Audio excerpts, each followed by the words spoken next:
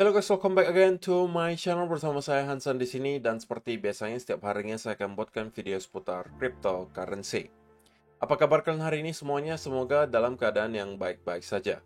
Teman-teman, video hari ini kita kembali akan membahas beberapa hal yang cukup penting menurut saya. Pertama, karena kita sudah di hari Minggu, kita pengen cek untuk 7 hari ke depan, ada event dan data ekonomi penting apa yang perlu kita waspadai, beserta juga ada berita adopsi terbaru yang menurut saya cukup besar, plus juga ada beberapa data dan indikator yang memberikan kita semacam clue kira-kira kapan nih sebenarnya waktu yang baik untuk start melakukan akumulasi, terutama di Bitcoin.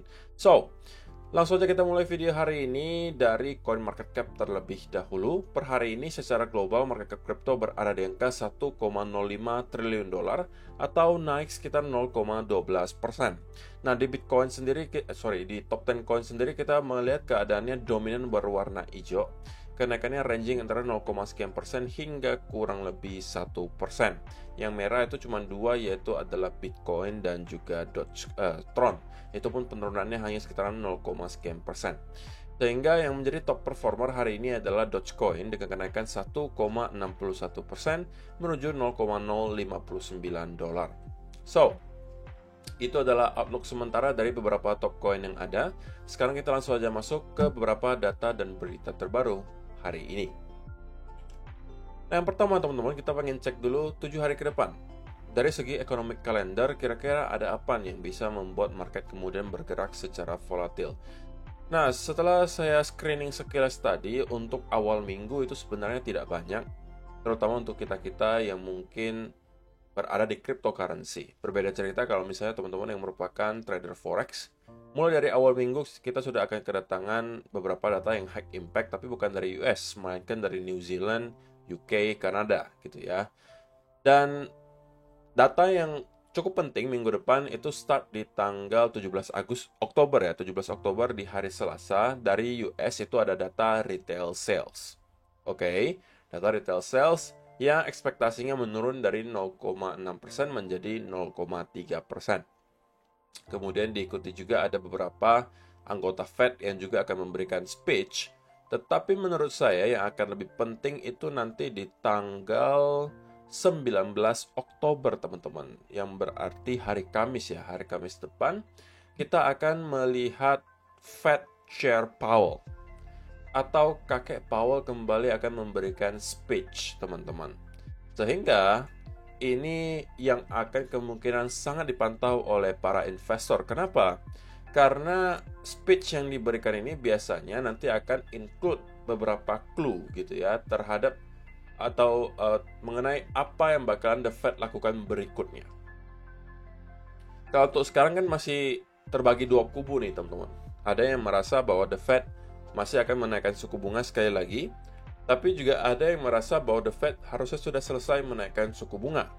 Nah, mungkin dengan adanya speech di sini dari kakek Powell di tanggal 19 Oktober pukul 23.00 waktu Indonesia Barat, kita mungkin bisa melihat beberapa statement yang kunci atau key statement dari kakek Powell yang mungkin bisa mengubah sentimen di market. Kalau misalnya kita melihat kakek Powell memberikan semacam kisi-kisi bahwa mereka sudah sepertinya selesai untuk menaikkan suku bunga, maka harusnya kita bisa melihat ada reaksi positif dari market. Sebaliknya, jika kita kembali mendapatkan semacam clue bahwa mereka akan sekali lagi melakukan kenaikan suku bunga, maka itu harusnya bisa menciptakan semacam sell off. Sisanya harusnya tidak ada lagi yang menurut saya cukup penting untuk minggu depan. Dan baru ada lagi mungkin di minggu depannya lagi. So, untuk minggu depan ada dua menurut saya data yang perlu kita waspadai. Bukan data sih, satunya event, yaitu adalah Fed Chair Powell speech di tanggal 19 Oktober 2023 pukul 23.00. Plus juga di tanggal 17 Oktober, di mana ada data retail sales di pukul 19.30 waktu Indonesia Barat. Jadi hari Selasa dan juga Kamis, teman-teman. So, saya rasa itu ya beberapa event dan data ekonomi penting yang mungkin kita perlu waspadai untuk minggu depan. Kemudian yang kedua, teman-teman, ini adalah kembali data berita adopsi untuk cryptocurrency. di mana salah satu brand mobil ternama di dunia, Ferrari, itu kemudian sudah merencanakan untuk dapat menerima pembayaran melalui cryptocurrency, tetapi catatannya untuk sementara masih di Amerika. Ferrari's decision to accept cryptocurrency payments was driven by market demand and dealer requests, with numerous clients investing in digital currencies. Jadi, yang dilakukan oleh Ferrari di sini atas dasar permintaan dari pasar dan para dealer. Yang berarti memang rupanya cukup banyak ya orang-orang yang mau membeli Ferrari, tetapi mungkin bertanya, bisa nggak nih pakai cryptocurrency gitu. Sehingga karena terlihat banyak sekali demand atau permintaan orang-orang yang mau membeli menggunakan cryptocurrency, ya mungkin Ferrari merasa why not gitu, kita terima aja. Oh, ini juga gampang dijual, aset yang liquid gitu loh. Ferrari will accept cryptocurrency payments for its luxury sports car in the United States due to customer demand. Ini adalah kata kuncinya, teman-teman. Oke? Jadi, kalau misalnya banyak orang yang merasa bahwa emang ada gitu ya yang mau bayar sesuatu menggunakan kripto, ya di sini buktinya ada kok gitu. Permintaan customer mau membeli bahkan sebuah luxury car, mobil mewah, itu menggunakan kripto itu ada gitu. The car maker also plans to accept crypto payments in Europe. Jadi mereka juga merencanakan nanti kalau misalnya sukses di Amerika, nanti di Eropa juga akan dilaksanakan hal yang sama. Ferrari has reportedly partnered with major cryptocurrency payment processor, BitPay. This collaboration enables transactions in Bitcoin, Ether, and USD Coin or USDC. Jadi mereka bekerja sama untuk pembayarannya dengan BitPay. Sehingga hasil dari kerjasama ini adalah mereka bisa memperbolehkan para customernya untuk membeli Ferrari menggunakan Bitcoin, Ethereum, atau USDC. Kita sudah cukup lama ya teman-teman sepertinya tidak mendapatkan berita adopsi. Setelah mungkin beberapa bulan yang lalu kita hampir setiap minggu mendapatkan ada berita adopsi baru, tapi belakangan mungkin overwhelmed gitu ya. Kita tidak mendapatkan ada berita-berita adopsi, yang ada itu semuanya berita-berita negatif, terutama dari geopolitik, dari perekonomian global dan lain-lain gitu. Jadi mungkin berita adopsinya ada, tapi ketimpa sama berita-berita yang lebih hangat gitu. Di antaranya ya mungkin perang Hamas dan juga Israel, kemudian berita seputaran kira-kira apa yang bakalan dilakukan oleh The Fed, berita seputaran resesi, depresi, prediksi para analis dan lain sebagainya gitu ya. Jadi untuk hari ini ya at least kita bisa mendapatkan semacam sentimen positif setelah kemarin juga sebenarnya ada, yaitu adalah pengadilan akhirnya memutuskan bahwa SEC wajib kembali melakukan review terhadap aplikasi dari GBTC atau Grayscale, terhadap GBTC mereka yang mau di-convert ke dalam spot Bitcoin ETF. Jadi ya harusnya ya teman-teman kita bisa melihat sentimen mulai start untuk shifting lagi ke arah netral setelah beberapa minggu terakhir mungkin dalam keadaan negatif gitu ya. Kemudian teman-teman, kalau misalnya kita bicara soal bear market, menurut salah satu data di sini, bear market yang kita lewati untuk cycle kali ini adalah yang paling panjang, teman-teman. Ini berdasarkan data price year-on-year percentage change untuk Bitcoin. Nah, jika kita lihat beberapa cycle sebelumnya, biasanya bear market itu bertahan 386 hari setelahnya kita sudah mendapatkan ya semacam rally yang lumayan signifikan. Sama juga di cycle 2019. Hanya 204 hari di mana kita berada di teritori merah, kemudian kita mendapatkan ada rally yang signifikan. Nah, kali ini kita udah 500 plus days. Sudah lebih dari 500 hari, teman-teman, kita berada di teritori merah. Dan sepertinya sudah start untuk flip ke arah hijau di sini. Tentunya ini akan lebih hijau lagi kalau misalnya saya rasa kita akan rally ke sekitaran area 35 atau 40 ribu dolar. Jadi kalau misalnya teman-teman yang sudah bertahan sampai sekarang, sekali lagi, saya rasa mendingan ya, kalau misalnya teman-teman sekarang punya pemikiran, jualan nggak ya, kok saya udah beli kemarin di angka 15.000, 16.000 misalnya. Atau misalnya kalian yang masih nyangkut ketika masih beli dari 40.000, 50.000. Kalau saya pribadi teman-teman, anggapan saya juga mau menjual secepatnya gitu. Ya saya mungkin at least akan menunggu setelah halving gitu. Kenapa? Karena tahun depan teman-teman ada banyak sekali katalis yang berpotensi kemudian membuat Bitcoin itu harganya naik kencang. Apa saja itu? Sekali lagi, deadline dari spot Bitcoin ETF yang harusnya ada di awal tahun 2024, kuartal 1 2024. Halving itu di kuartal 2, itu pun di awal kuartal 2.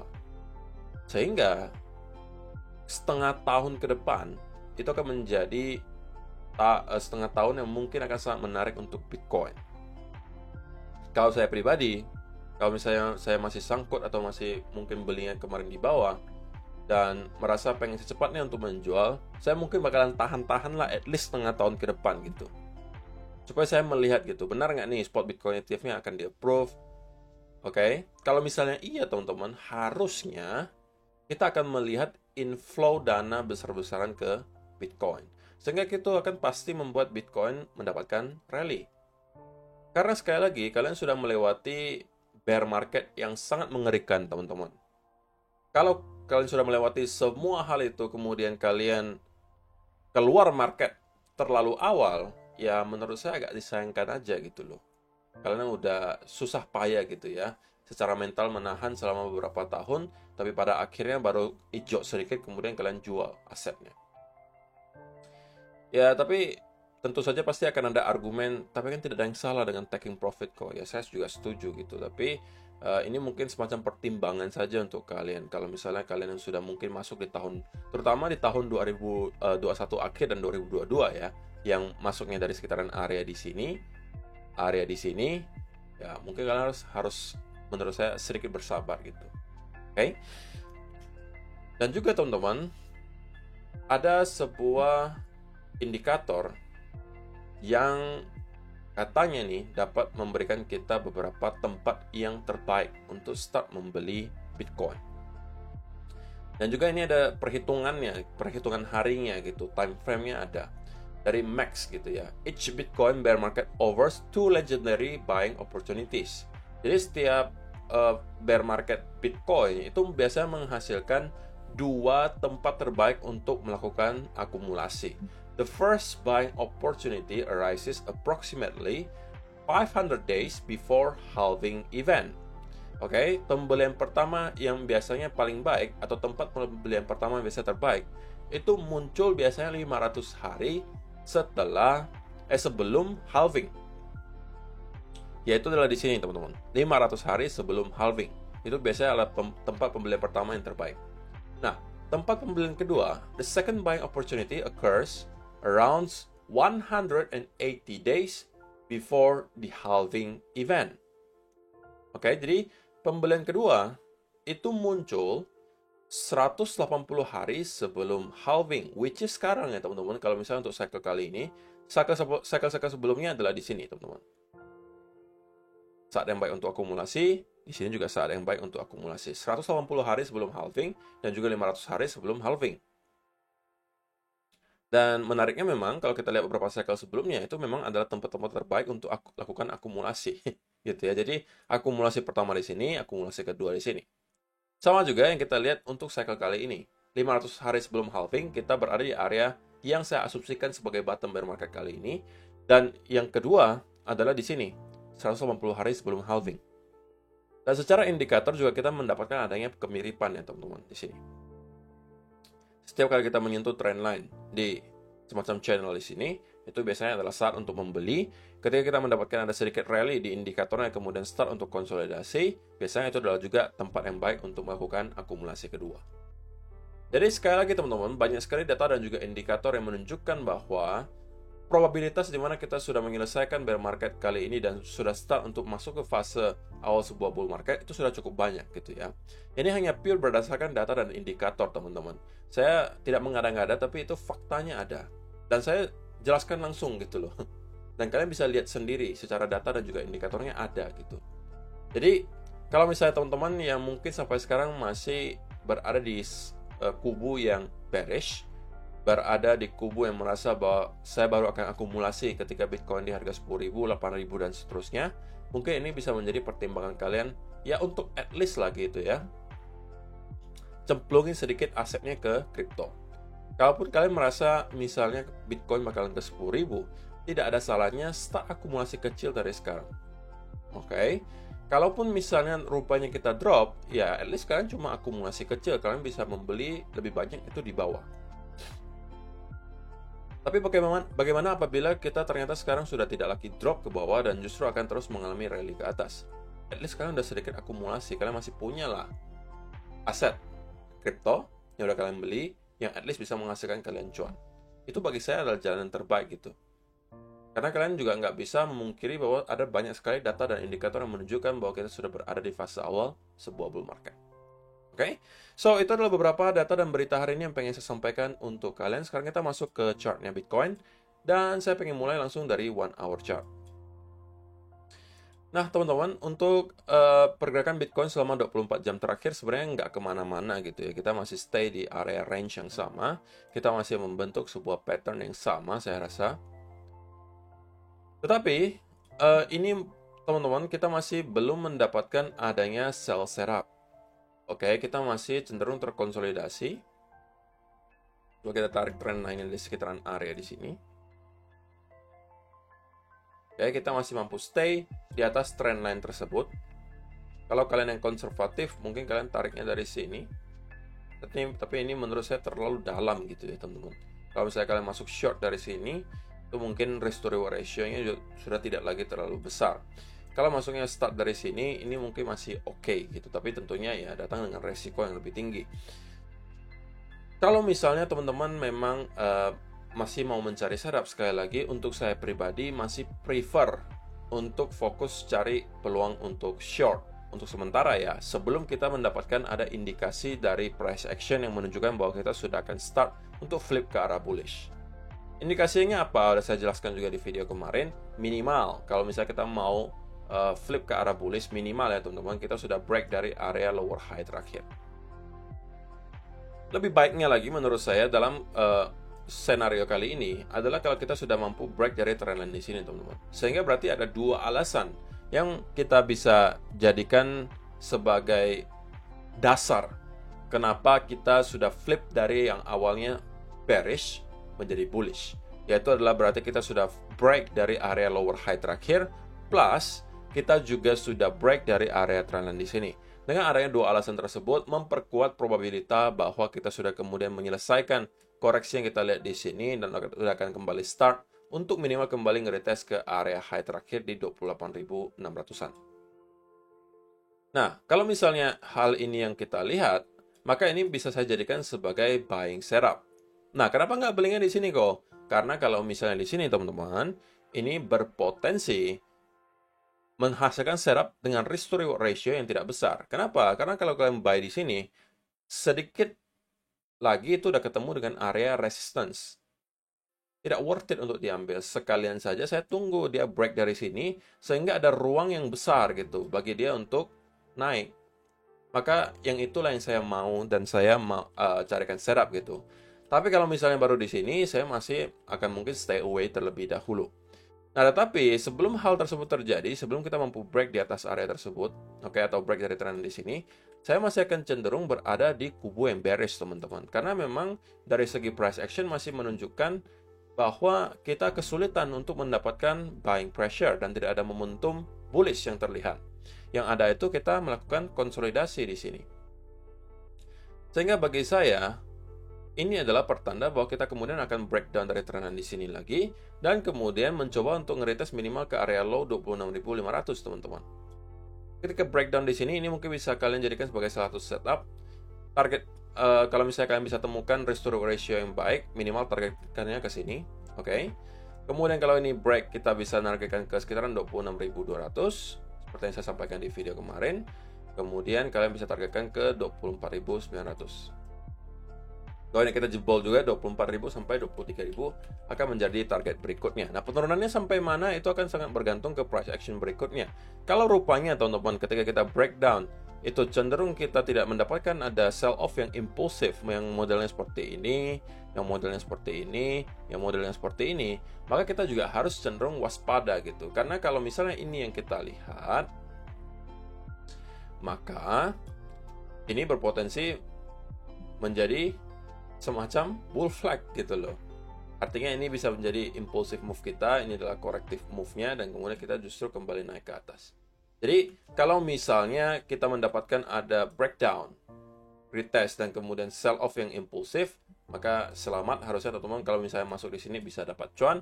Tapi kalau rupanya kita selama berjam-jam itu stay di sekitaran area di sini, saya sarankan antara teman-teman langsung saja ambil profitnya yang sedikit itu, oke, mungkin dapat profit sedikit, atau kalian langsung set stop loss kalian ke arah break even. Karena berarti dikasih clue juga oleh market bahwa rupanya tidak hanya buying pressure yang tidak ada, rupanya selling pressure juga sudah berkurang gitu loh. Soalnya kalau itu yang kita lihat, kita juga nggak mau terlalu memaksakan untuk short. Mungkin ngerti ya maksud saya teman-teman ya. Jadi kalau untuk sementara sentimen saya memang masih cenderung bearish, dan saya masih akan kalau misalnya cari setup pun fokus cari untuk setup untuk short sebelum beberapa hal tersebut yang tadi saya sebutkan terjadi. Kalau kita melakukan kedua hal tersebut, saya akan flip ke arah bullish, atau ini berarti titik invalidasi ya gitu ya. Tapi sebelum hal tersebut terjadi, saya masih akan stay di kubu yang bearish. Ingat teman-teman, kita masih berada di hari Minggu, otomatis volume perdagangan biasanya tidak akan terlalu tinggi, juga ada rentan dengan namanya percobaan manipulasi. So teman-teman jangan sampai terlalu agresif trading di hari Minggu. So itu aja yang perlu saya sampaikan di video hari ini teman-teman. Terima kasih untuk kalian yang sudah menonton sampai selesai. See you in the next video. Bye bye.